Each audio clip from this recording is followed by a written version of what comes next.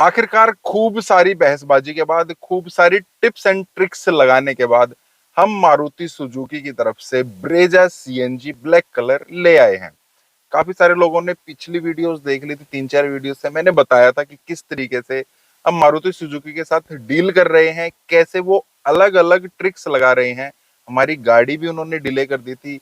कभी बोला कि आपने व्हाइट कलर बुक कराया था, ब्लैक कलर हमें नहीं लगा कि आपने बुक कराया है, चलिए हम ब्लैक कलर मंगा देंगे। कभी हमें वहां पर बुला लिया कि आपकी गाड़ी आई हुई है, आप लोन के पैसे जमा करा दीजिए, हम पूरा दिन वहां पर बैठ कर आए, गाड़ी नहीं आई।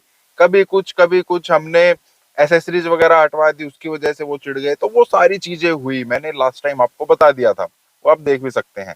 फाइनली गाड़ी हमारे पास आ गई, हम डिलीवरी लेने गए थे, लेकिन आज तक का वर्स्ट एक्सपीरियंस मैं बता सकता हूँ मारुति डीलरशिप पर। मैंने सोचा नहीं था कि मारुति डीलरशिप के साथ भी इस तरीके की चीजें हो जाएंगी। आज के टाइम पर कोई मतलब नहीं है किसी भी डीलरशिप को कि कस्टमर क्या क्या एक्सपीरियंस है, कस्टमर की क्या फीलिंग्स है। उनको जस्ट अपना पैसा चाहिए, और पैसा भी इस तरीके से नहीं है कि यार वो ठीक तरीके से लगाएं। अगर आपने थोड़ा अच्छे तरीके से डिस्काउंट ले लिया, थोड़ी बढ़िया डील आपने अगर बना लिया ना, तो फिर वो झूठ बोलने में भी पीछे नहीं जाते हैं। काफी सारी धोखेबाजी जो है वो आपको बाद में भी पता चलती है, जो हमें ये गाड़ी लेने के टाइम पर पता चली। तो क्या कुछ चीजें हुई, चलिए उनकी थोड़ी सी बात कर लेते हैं, ताकि आप लोग भी आगे थोड़े से संभल जाएं। आपको संभलना पड़ेगा, कैसे संभलना है वो भी हम बात करेंगे। हेलो, मेरा नाम है अमित और आप देख रहे हैं डेली ऑटो लाइफ। मेरे दोस्त ने गाड़ी बुक कराई थी ब्रेजा सीएनजी ब्लैक कलर में, वो सब आपको पता है। जब हम कल लेने के लिए गए, पुरानी गाड़ी की पहले बात कर लेते हैं। उसके पास ऑल्टो थी, 2018 वेरिएंट था। उसका प्राइस लग गया था 1,98,000 रुपए, वो मैंने बिल्कुल पहली वीडियो में बता दिया था। उसके बाद हम वहां पर चले गए, गाड़ी हमारी आ गई, उनकी तरफ से फोन आ गया कि एक ही ब्लैक गाड़ी हमें अलॉट हुई है, वो हम आपको दे रहे हैं। ठीक है, प्रोसेसिंग वगैरह शुरू हो गई, हम उनको पैसा देना शुरू कर दिया। और जब फाइनल प्राइस की बात आई कि हमें कितना पैसा देना है वो आप बता दीजिए, वहां पर डिफरेंसेस आ गए। डिफरेंसेस किस चीज में आ गए? वो आ गए हमारी जो पुरानी गाड़ी है ना, उसकी प्राइसिंग को लेकर। उनकी तरफ से बोला गया कि हमने आपको 1,84,000, 1.84 लाख रुपीज जो है वो आपको प्राइस दिया था पुरानी गाड़ी का।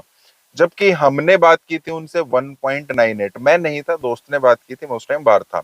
1.98।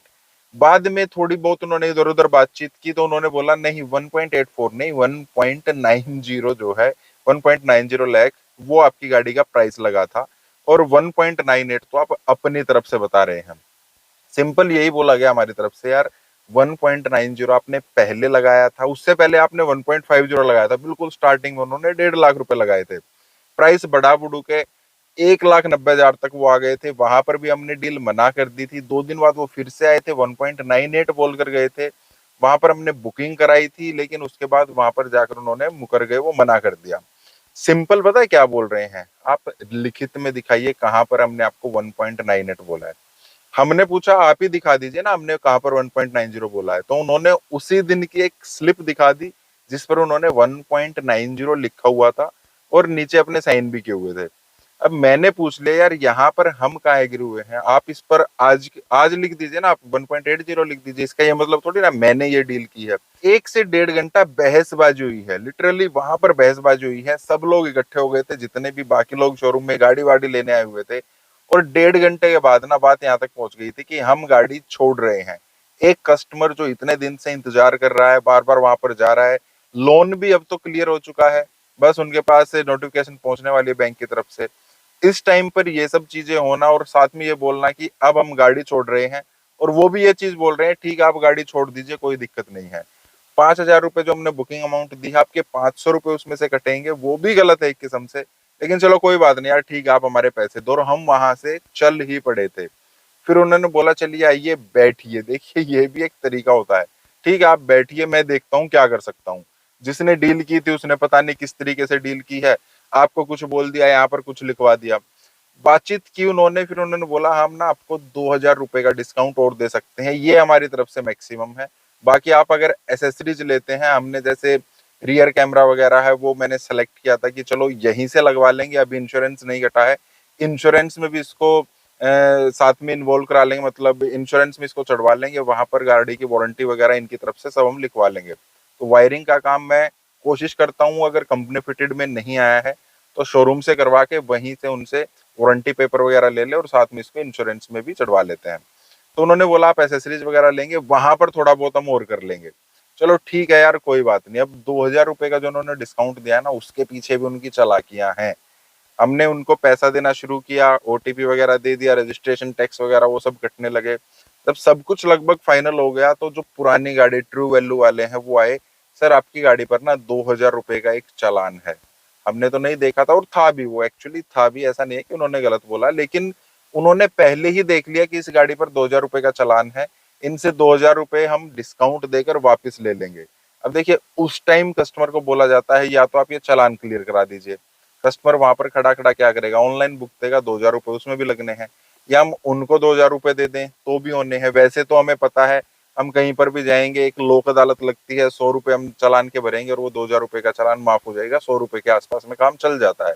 लेकिन वो भी उनकी एक थोड़ी सी चालाकी रही। साथ में जो उन्होंने पैसे को लेकर कि आपने लिखित में नहीं लिया, मेरे दोस्त से गलती यही हो गई कि उस टाइम पर 1.98 हमने कहीं पर लिख कर नहीं लिया था। ये चीजें तो वर्बल ही हो जाती है ना यार, चलो ठीक है आपने बोल दिया। उस बंदे को बुलाया गया, वो भी टाल मटोल कर रहा है, नहीं मैंने तो ये बोला था, आपने तो ये बोला था, हमने ये किया था, वो किया था। अब वही बात है ना, लास्ट में मैं तो गाड़ी छोड़ने को तैयार था, क्योंकि देखिए क्या होता है कि मेरी तो गाड़ी थी नहीं, मैं तो नहीं ले रहा था, मैं उस डील में ज्यादा घुस रहा था। लेकिन जिसको गाड़ी लेनी है उनकी तो एक भावनाएं जुड़ी होती है ना, बाद में वही चीज आती है ना, चलिए यार छोड़ना, ये तो ऐसे ही हैं, झूठे हैं, मक्कार हैं, चाहे कुछ भी है। अब इतने टाइम से इंतजार कर रहे थे, क्यों 5-7 हजार रुपए के लिए इतना झगड़ा झगड़ा करना। तो चलो दे देते हैं यार, इसने एक 92 लगा दिया ना, 1.92 लगा दिया, 1.98 हम कह रहे थे, 6,000 रुपए का ही तो फर्क है। एसेसरीज वगैरह अगर हम कुछ लगवाएंगे तो उसमें कर लेंगे। अब उसने देखिए तंग होकर इंसान क्या करता है, वो कर ही देता है। हमने उनको डील फाइनल की। उसके बाद उन्होंने जब एसेसरीज लगाने का टाइम आया, वहां पर हमें पता है कितना डिस्काउंट दे रहे हैं, 2% का। अगर आपने 10,000 रुपए की एसेसरीज लगाई है तो हम आपको 200 रुपए का डिस्काउंट दे देंगे। डीलरशिप के पास इतना ही आता है। मतलब एक ना, मैं क्या बोलूं अब यार, हद होती है हर चीज की। मारुति के साथ तो यार ये चीज हमने कभी नहीं सोची थी कि मारुति ऐसा करेगी, कस्टमर के साथ इतना धोखा करेगी। ठीक है यार, हमने डील ले ली है, ढंग से डील ले ली है, थोड़ा हमने डिस्काउंट, डिस्काउंट तो क्या कह सकते हैं, हमने इंश्योरेंस में भी उनसे डिस्काउंट ले लिया था, साथ में हमने एसेसरीज स्टार्टिंग में हटवा दी थी। तो इसका ये मतलब नहीं है ना कि वो इस तरीके से काम करेंगे। आप अगर कहीं भी किसी भी डीलरशिप पर आज के टाइम पर कोई कितना भी आपसे कितना भी खुश होकर बोले, कितना भी भाईचारा आपके अंदर में मिला ले, लेकिन आपको जो भी डील करनी है ना, जो भी डील करनी है, आपको हमेशा लिख कर करनी जरूरी है। जो भी आपकी बात हुई है वो आपको लिखित में, उसके भी साइन हो, आपके भी साइन हो, बेशक एक सादे कागज पर ही क्यों ना हो। हर चीज का पहले से ही आपको अपनी डील क्लियर करनी है। जो भी आपका पैसा, और उसके नीचे ना लिख देना है ये हमारी फाइनल डील है, इसके बाद मैं एक भी पैसा नहीं दूंगा, बेशक वो टैक्स का है, बेशक वो सरकार के पास जाना है, चाहे वो कहीं भी जाना है। बाद में मेरे को ये ना बोला जाए कि ये पैसा तो वहां पर जाएगा, ये तो टीसीएस का पैसा है, ये तो ये पैसा है। वो सब अगर आप लिख कर नहीं लेंगे, हमें तो यार 1 मिनट में बोल दिया गया ना, आप लिखित में दिखाइए ना कहाँ पर है। मतलब जो इतने दिन से वो घूम रहे थे, चक्कर काट रहे थे, वो सब 1 मिनट में लिखित में और अपना लिखा हुआ दिखा रहे हैं। बस वही हो जाता है ना यार, कस्टमर वहां पर गया है, इतने दिन से इंतजार कर रहा है, लास्ट में फिर यही सोचता है ना, चल यार छोड़, कोई बात नहीं, हो जाता है। ये चीजें बहुत हो रही हैं, आने वाले टाइम में ना और भी आपको दिखेंगी। आपके साथ ऐसा कुछ हुआ है तो आप वो शेयर भी कर सकते हैं। बहुत जल्दी मैं आपको एक और ऐसे ही किस्से के बारे में बताऊंगा जो उनके साथ भी काफी, मतलब बहुत ज्यादा ये चीजें हो रही हैं, बहुत जल्द वो भी मैं आपको बताऊंगा। तो आपके साथ भी ऐसा कुछ हुआ है तो आप भी शेयर कर सकते हैं, मुझे कांटेक्ट कर सकते हैं।